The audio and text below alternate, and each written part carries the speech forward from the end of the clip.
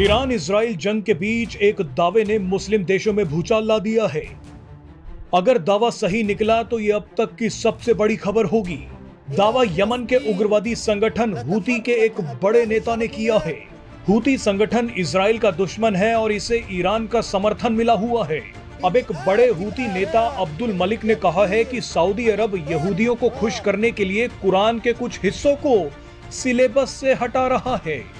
Saudi अरब ने Israel के साथ अपने संबंधों को सामान्य करने के लिए कुरान की कुछ आयतें पाठ्यक्रम से हटा दी हैं।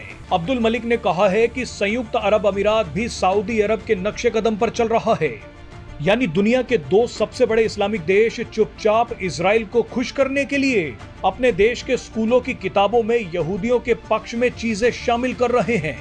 दोनों ही देश ऐसी पीढ़ी तैयार करना चाहते हैं जो इजराइल के लिए दोस्ती का भाव रखें।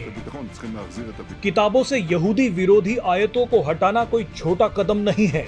अब ये सब कुछ देखकर इजराइल खुश नहीं होगा तो क्या होगा?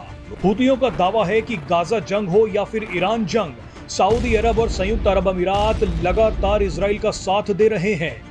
अगर ऐसा होता रहा तो मुस्लिम देशों की एकजुटता टूट जाएगी। वैसे यहूदियों के अलावा आजकल ये दोनों मुस्लिम देश हिंदुओं को भी खुश करने में जुटे हुए हैं। इसीलिए आज संयुक्त अरब अमीरात में एक भव्य मंदिर बना है और सऊदी अरब मदीना में पहली बार भारतीय डेलीगेशन को लेकर पहुंच गया। दोनों ही देशों में योग किया जा रहा है। कट्टर इस्लामिक विचारधारा को मानने वाले देश और वहां रहने वाले करोड़ों मुस्लिम संयुक्त अरब अमीरात और सऊदी अरब को देखकर हैरान हैं। लेकिन अपने भविष्य को बचाने के लिए सऊदी अरब और संयुक्त अरब अमीरात ने इस्लामिक कट्टरता से दूर जाने का फैसला कर लिया है। तेल के भरोसे जिंदगी भर नहीं रहा जा सकता। तेल खत्म तो खेल खत्म। इसीलिए ये दोनों बड़े इस्लामिक देश खुद को बदल रहे हैं। टूरिज्म को बढ़ाने के लिए अपनी कट्टर सोच से आगे बढ़ रहे हैं। निवेश के नए क्षेत्र ढूंढ रहे हैं। इसीलिए तो सऊदी अरब और संयुक्त अरब अमीरात भारत और इजराइल के साथ मिलकर मुंबई से यूरोप तक जाने वाले एक इकोनॉमिक कॉरिडोर का हिस्सा भी बन चुके हैं।